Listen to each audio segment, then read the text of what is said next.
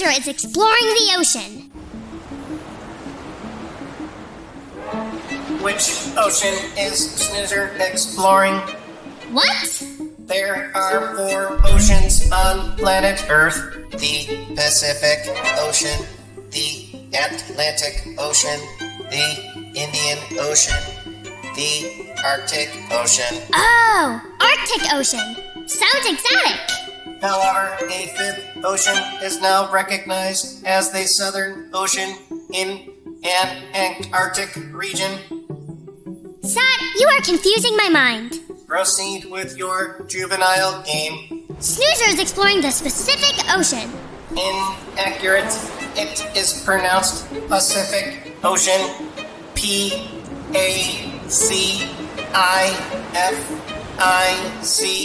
Ugh, Zach, you are not very fun to play with. I am incapable of having fun. My programming prevents me from experiencing joy in any way. Apparently me too.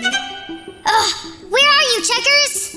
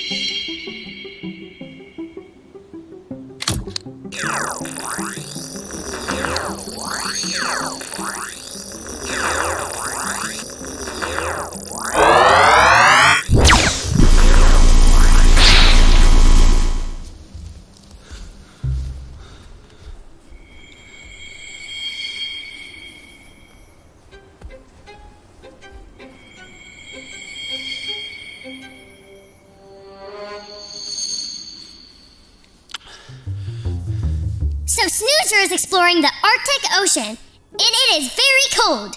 Snoozer swims 2 million feet deep. Inaccurate. The ocean only reaches depths of 36,200 feet at its deepest point. Oh, well, I never learned that. Inaccurate. You learned that during a previous reading road trip. Oh, yeah.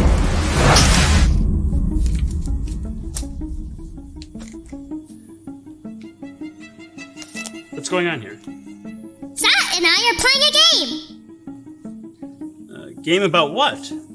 Oceans, specifically the Pacific Ocean. This robot has a remarkable lack of knowledge regarding oceans, rivaling that of a small child. Is this true, Snoozer? Yes.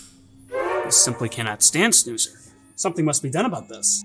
What must we do? We must go on a reading road trip.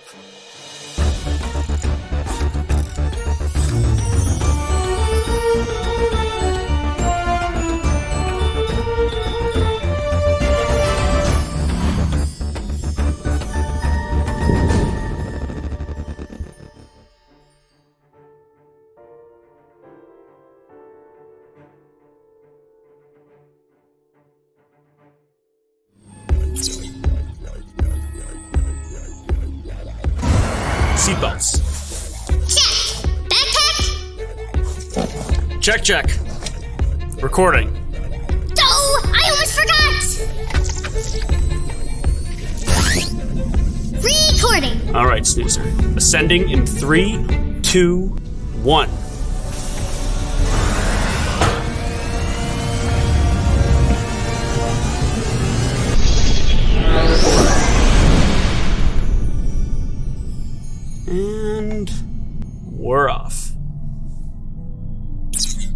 Autopilot activated.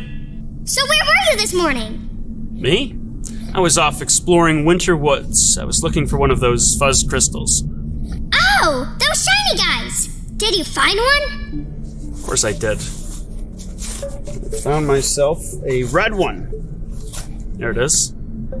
Snoozer, this fuzz crystal will power the Checkers van flight for another 6 weeks. Oh, goody! I do not want to go back to driving on the road. How boring! Anyway, where are we going? Oh, right. Well, Snoozer, I'm afraid that is strictly confidential. But I will give you 3 hints. Goody gumdrops! Time to put on my focus face. Is it on? Your focused face, is it on? Yes, but you know what? What? My focused face is invisible. Yes, of course. Hint number 1. We are meeting a person. Hint number 2. This person works in various different places. And hint number 3. They know a lot about oceans. Oh dear me! Where would I go to learn about oceans? Is there like a school, but instead of learning math and stuff, you just learn about oceans? Okay, class, today we're learning about oceans. Hello, teacher! I have a question! We already learned about oceans yesterday! That's all we do here, Snoozer. Oceans, day in and day out until the end of time. No! Certainly not like that. No, Snoozer. No. I'm talking about an oceanographer. An ocean aquifer? Oceanographer. Oceanographer, yes. Wait, what is an oceanographer? Zot. An oceanographer is one who studies the ocean. Oceanography covers a wide range of topics, including marine life, ecosystems, ocean circulation, plate tectonics, and the geology of the seafloor, and the chemical and physical properties of the ocean. Oh, so an oceanographer reads books about the ocean? Yeah, well, they also might explore the ocean. You know, an oceanographer devotes much of their lives to learning all about the ocean. Checkers, do you think I could be an oceanographer? Oh, if that's what you really want to do, Snoozer, then I can't see why not, but keep in mind, being an oceanographer requires a great deal of time and energy. But I will say, the best way to decide if you want to do something is to learn more about it. Let me pull up the map. We are headed to the state of Maine, where we're going to go into the ocean and learn about oceanography. Along the way, we're going to stop at Mrs. Hamilton's treehouse and do a craft with her. What a day! I cannot wait! Hey, Snoozer, look! Here come the books.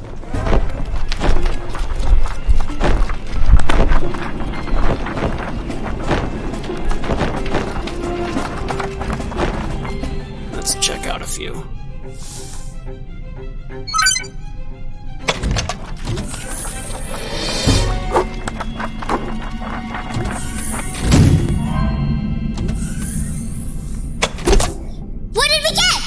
Here you go, Snoozer. Life in the Ocean, the story of oceanographer Sylvia Earle by Claire A. Nivola. And Ocean, a visual encyclopedia by John Woodward. Excellent. Those are 2 fantastic books, Snoozer. Well, I think we're about ready to take a closer look. What do you say? Entering in 3, 2, 1.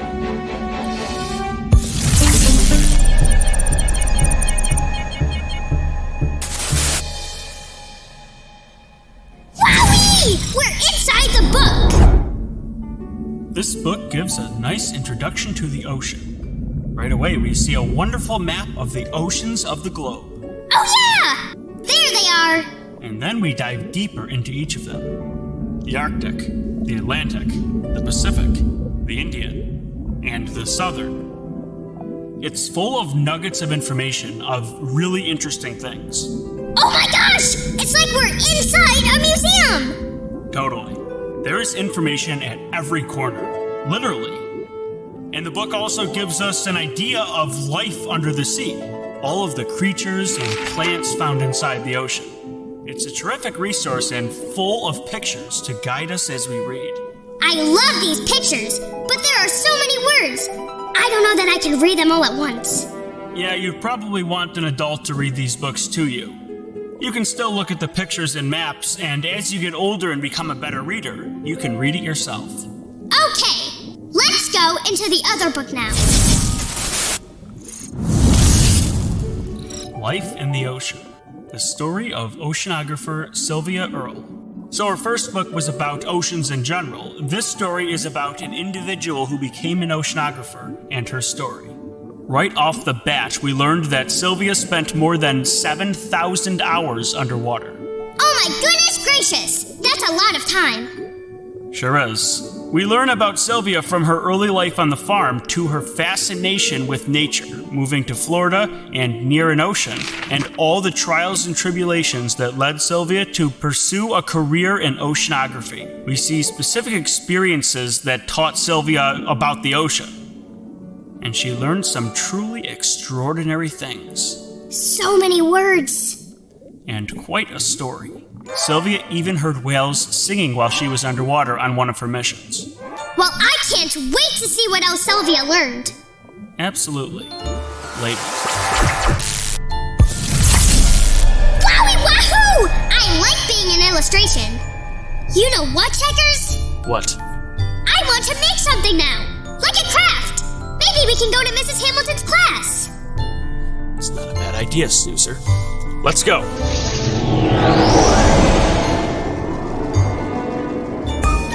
Hi, boys and girls. Would you like to do the Mrs. Hamilton craft just like me? Guess what?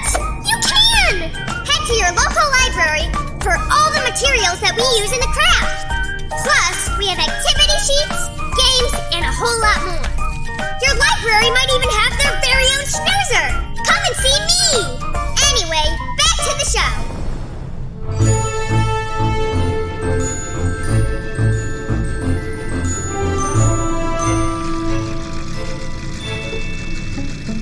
Are we there yet? See ya. Oh! Whoa! Snoozer! You came in like a big splash, just like the ocean. I'm so happy to be here. I'm glad you're here. Well, today we are going to be making an ocean scene. So we are going to be needing these 2 sheets of paper. And the first thing we have to do is cut out all the pieces. All right, so let's start with that.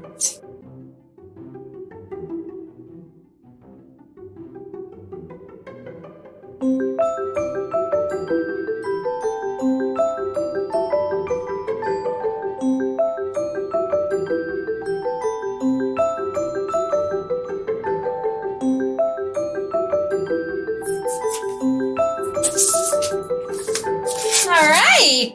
Oh my, that was a lot of things. Looks like a lot of things we're going to find in the ocean. Oh. All right, looks like more than we're even going to be able to fit on the page. So we're going to have to do this in steps. Ah, I don't see my rocks. I lost my rocks. Oh, here they are.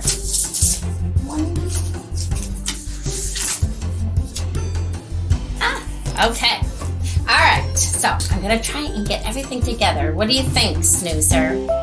What do you think I should put on first? I'm thinking something in the back of the picture. That's a good idea. All right. So this is a little tricky, so I'm going to get a scrap piece of paper because I don't want any of the pieces sticking up.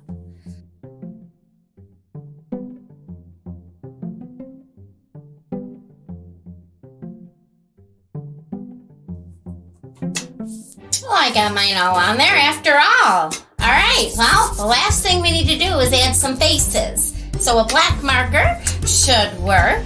You can make your faces any way you like. You could do 2 eyes or just 1 eye. Depends on what angle your sea creature is coming from.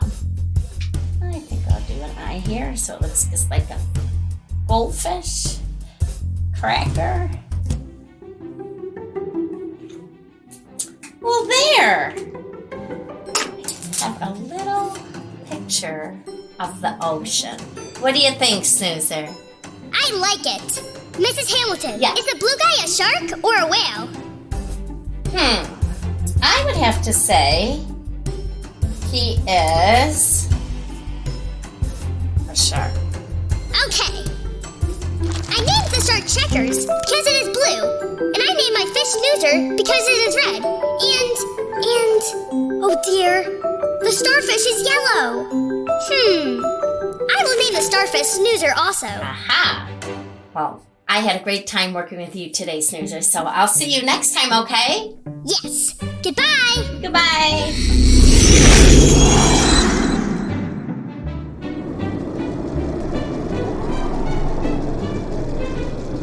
And then I added the colors, and then the glitter. And Checkers, Mrs. Hamilton said I did a really good job. I think she's probably right, Snoozer. Checkers, when are we getting to the rainbow? Right now. All right, Snoozer. Going through the rainbow.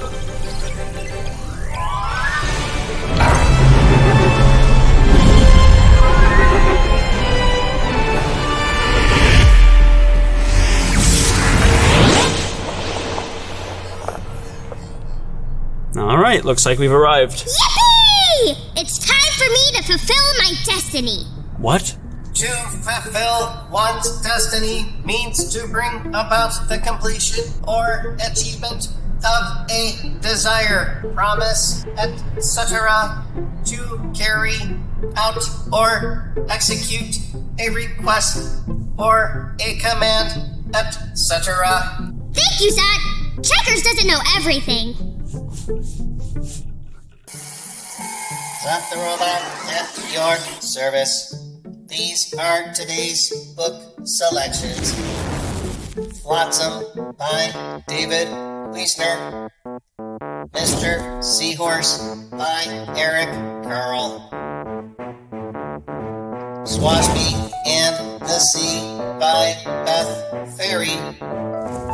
The Only Fish in the Sea, Philip Steed. Ocean, a Visual Encyclopedia by John Woodward. Life in the Ocean by Claire A. Navola. That is all for now. Goodbye.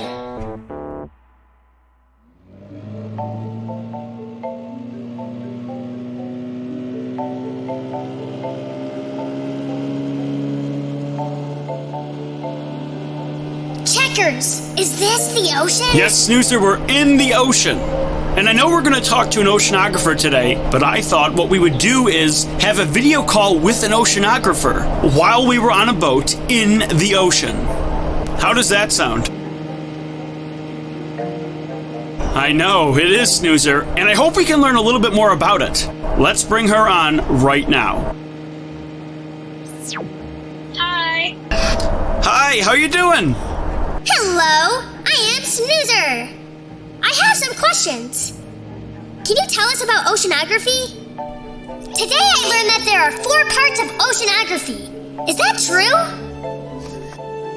It's broadly 4 branches of oceanography. There are, but the thing is, oceanography, I would say, is an extremely interdisciplinary field.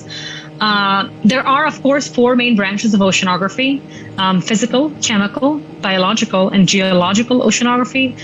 But that does not limit what oceanography really is. For example, satellite oceanography is a very, very useful and important part of oceanography. And that's something that comes into application not just in physical, but it also comes into application for chemical, biological, and geological oceanography. So it's really, there are a lot of fields that sort of overlap into the ocean. Do you have to live near an ocean to be an oceanographer? Of course, some oceanographers do have to live near the ocean, especially people that observe the ocean, that take measurements and samples of the ocean. But modern tools like computers, internet, allow oceanographers to access ocean data from basically anywhere on Earth. And so as long as you have that, you could study oceanography from basically anywhere. Oh my goodness, that's so fascinating. As we're sitting here, Snoozer's been talking about how big the ocean is. By the way, have you ever been inside of the ocean?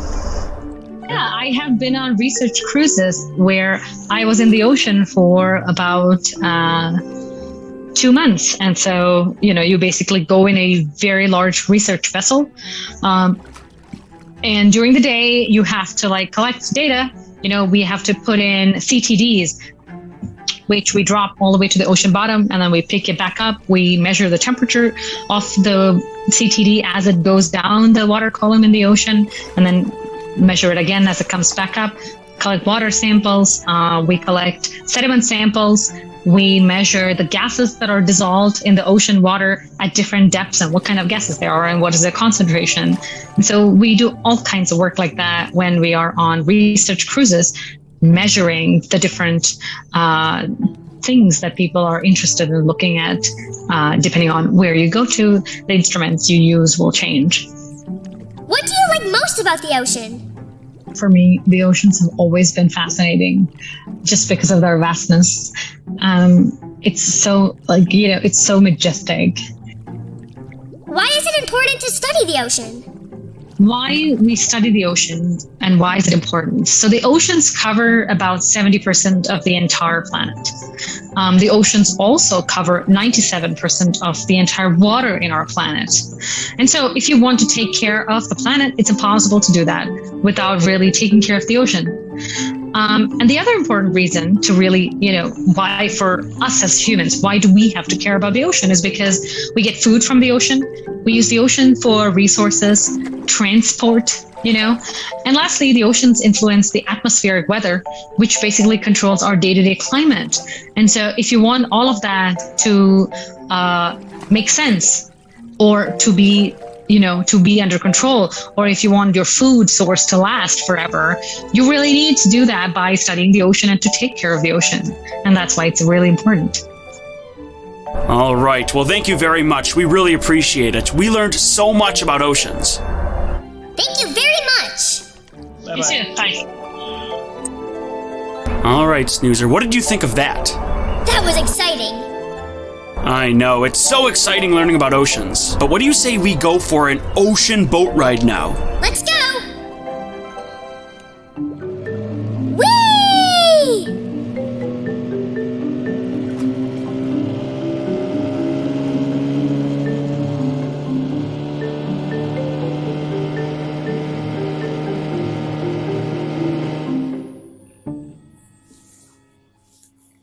Well, Snoozer, you still want to be an oceanographer? No. Oh, yeah? Why? Well, I really love the ocean, but I don't have time to be an oceanographer and all of the other stuff I still have planned. Fair enough, Snoozer. But you can still learn about the ocean. It can be a hobby. Hobby's when you do something, you enjoy it, but it's all for fun. All right. Well, that about does it. We've got our file now. We're going to send it off to the Fuzzleland School so they too can learn all about oceans.